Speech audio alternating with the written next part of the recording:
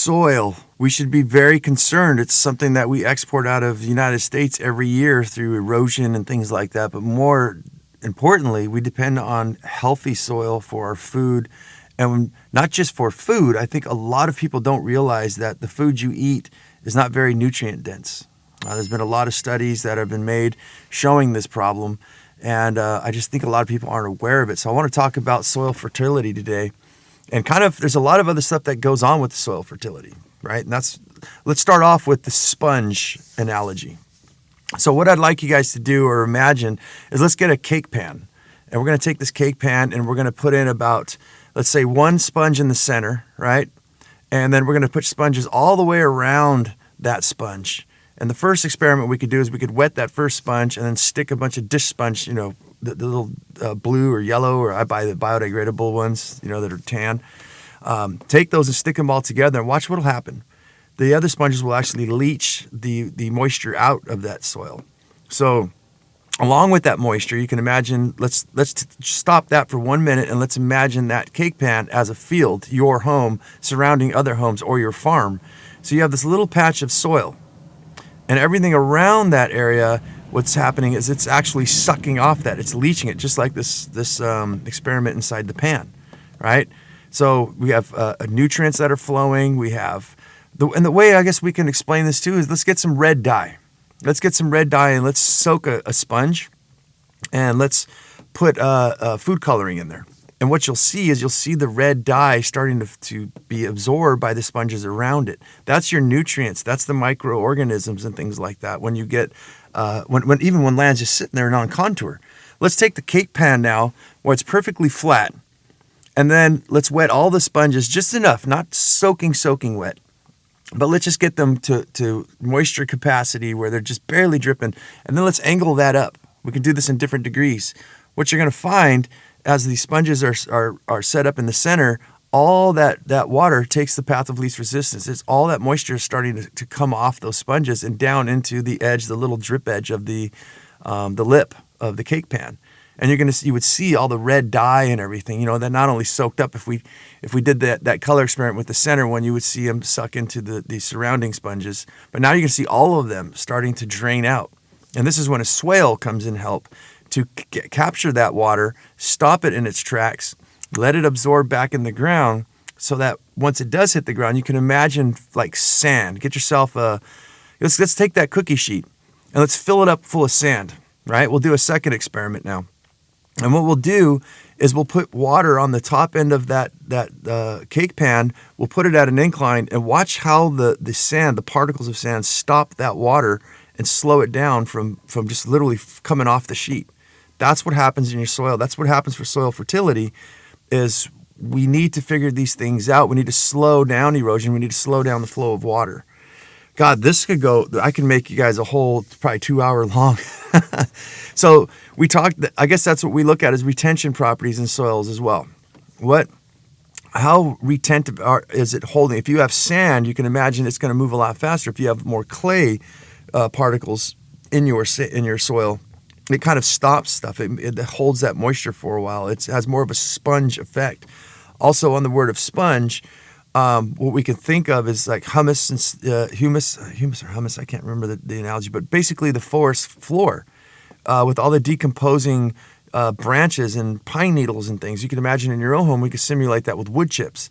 Well, what happens when the sun comes down, heats it up, you have a level of oxidization. You have decomposition underneath. It's like a sponge that's holding. If you took a foot of that stuff and really condensed it down, you might get a couple of drops of water, meaning that there's an invisible lake in your wood chips in your farm above your soil that you're building. So yeah, retention properties are very, very significant. So with the right types of mixtures and things, depending on where you're at, let's just look at where I'm at in San Diego, heavy clay.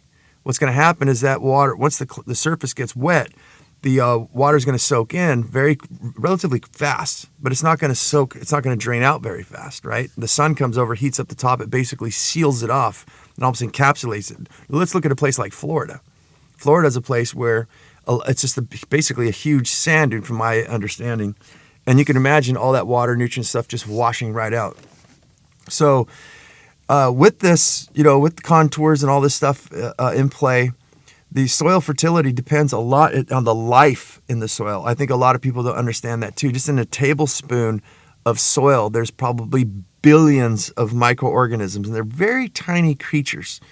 I think I want to jump a note here to biochar. Now, I'm not an expert in biochar. I haven't found a giant use for it. It's just something I've been studying off on the side, so I'm not a full expert and know everything about it. So people, correct me, if I know there's stuff that we can add. But the Prince of Permaculture, Jeff Lawton, from what I've learned from him, is in a tablespoon, a heaping tablespoon of biochar, there is a surface space of 10 acres.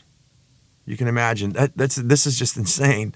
So what he's saying about this biochar, this tablespoon, or the use of biochar more into soil fertility, is that it gives like a house for microorganisms to actually absorb themselves, to grab onto. Right? Let's imagine like a very pokey ball, right, or an asteroid, right? And there's all these tiny little miniature asteroids inside the ground called biochar. So as you mix this in with your soil, and say you're in a place, this is something that's used really highly in areas where it rains a lot, especially the tropics. I think they learned it from the Brazilians. Those I forget what they call those people. Well, Brazilian, the ancient peoples there. They found biochar, that from the jungles burning and stuff like that, and they actually utilized it. So instead of being washed away like in an underground river, these microorganisms has a place to house themselves. I believe biochar also holds nutrients and things like that too. So it has many, many different qualities about it. So, and that's what brings me to my next one, the one I like that I use in my personal garden, which is more or less a container gardening, not so much in the ground, is worm castings. And it's like nature just knew what it was doing, right? Duh, nature knows what it's doing. Basically, worm castings, a root will rot, right? There'll be an annual, right? That'll grow. An annual meaning something that only lives for a year, dies off, has to go to seed to replenish its life, to keep its species alive. So it'll die off, and these roots will start to rot, and that creates food, right? If you throw compost inside the dirt as well, or in the soil, it attracts these worms. Worms need moisture as well, though. But once they do come, what happens is the worms eat that food. They digest this along with microorganisms and things like that through their digestive tract. And then there's this coating when they basically poop the stuff out, that actually encapsulates each little granule of this compost, of this worm castings, right? That's the worm casting, it's casted. So what happens is naturally this stuff just slowly releases as it decomposes. It doesn't just let everything all at once, right? If you guys took compost to get soil fertility, buried it in the ground, and a big rainstorm came, it would wash a lot of those nutrients, would be flowing down with the microorganisms. Whereas with worm castings, if they don't wash away, they just keep leaching very slowly. The castings as well is a root stimulative, a root hormone for trees, plants, and things like that. So it's got lots of different microorganisms and the rooting hormone and a slow release fertilizer. And it just keeps perpetually going and going and going. And to me, it's one of the best food sources, I think, for soil fertility that I am aware of. So we have a couple of things. I know I talked about oxidization. Oxidization is basically go to a house that's painted, right? Or a roof. I think most of you guys, a south-facing wall that's painted, and rub your hands against it. What you're going to find is this white chalky powder on the tips of your fingertips. This is called oxidization. It's basically decomposing very slowly into a powder. That's what happens when you lay, say, wood chips or in the forest, anything natural that goes on where the sun is hitting the surface. This oxidization takes a lot of the nutrients and stuff that gets lost, right, to oxidization. But it works as a sunblock, as let's say, an umbrella to cap over for soil fertility.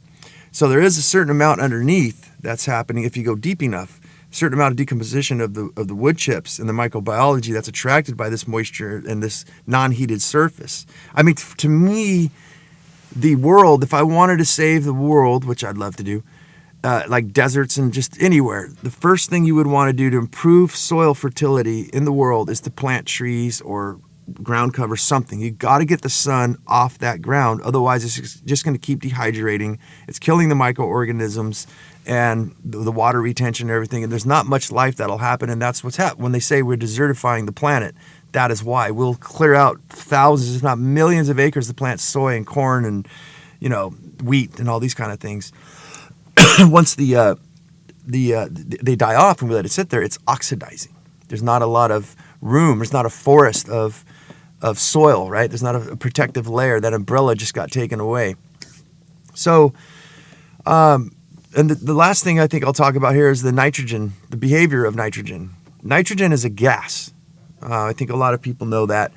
We have a lot of decay. We have trees that fall down, and as they decay, which they call the CO2s, right? The atmospheric gases and things that supposedly us humans are doing. But the ocean, a lot of people don't know, and scientists aren't telling people that the ocean is the biggest carbon emissions, right? It's constantly flowing. So I don't understand how. I don't have time to look into all these things in great detail. But there's decomposition happening in the floor of the ocean, nitrogen and stuff like that, gases. The trees fall down, makes sense to me. As they decompose, they start to, you have green manure, the pine leaves or in the jungle or something, just all of the fruits and grasses, all this stuff starts to release gases. So the best thing to me, if you are going to compost, is not to compost above ground. That's just adding to carbon emissions, but also you're losing all that nitrogen. Now, just like we spoke about with the water, if we take the nitrogen-filled product that we have, green waste or manures and stuff like that, and we bury these down into the ground, then what we have is the nitrogen mixing in with the soil, being locked in, as we were saying with the water. As the water flows, right, it takes the path of least resistance, but it's blocked by the particles. So the same thing with the nitrogen. And the last thing I'll say, too, about nitrogen is you have nitrogen fixers. You want to help out your soil. There's a lot of, like acacia. There's a lot of different species of acacia where I live, and this place is really dry. It's if it wasn't for all the water that California is probably stealing or taking from other places, it would be dry, very, very dry. But these plants seem to survive. Pepper trees, same thing. You'll see if you dig down in the roots, there'll be these little nodes, these little knots, and if you hit them, scratch them, you'll see them like bright pink. These are nitrogen fixtures. They're actually putting nitrogen in the soil. Just like beans, the three sisters, right? What did? They planted corn, the Indians, in this little circle. They plant the corn, and then they would plant beans at a certain time so that they can climb up the corn and use the stalk, and also shoot nitrogen in for the corn. And then after that, after the beans were climbing the stalk of corn, the ground was left open to the sun for oxidization. They would plant zucchini. And the zucchini big leaves would go all the way around. They only stand up about a foot off the ground, but they're shading the ground from keeping the moisture in, and also shading the other plants so that they can grow, right? The beans, which would give nitrogen to each. It just worked in this three sisters beautiful concept, the symbiotic relationship. Well, I went over 10 minutes again, guys. But that's today's show. I just wanted to talk about soil fertility. I think it's very important. There's a long list of things that we can go on here about. And I just need to know what you guys want to hear, if you like, or if even guys like this kind of stuff. I just got to see the number of downloads that you guys are doing to find out what's popular, what's not. A lot of these things I know aren't unpopular, but I don't really care. I think they're very necessary. I hope the right people get these type of messages and maybe get inspired. Maybe learn a few things to go, ooh, this is important. Maybe this is not the most sexiest, most attractive thing, but when it comes to food production, when it comes to living that resilient or a sustainable life, you got to deal with the soil, right? At some point, the soil is something that is very, very important, and it's our responsibility as human beings on the planet, I think, to take care of it. So, guys, that's the show. You guys know what to do. Comments below and all that, and there's probably some links. Thanks.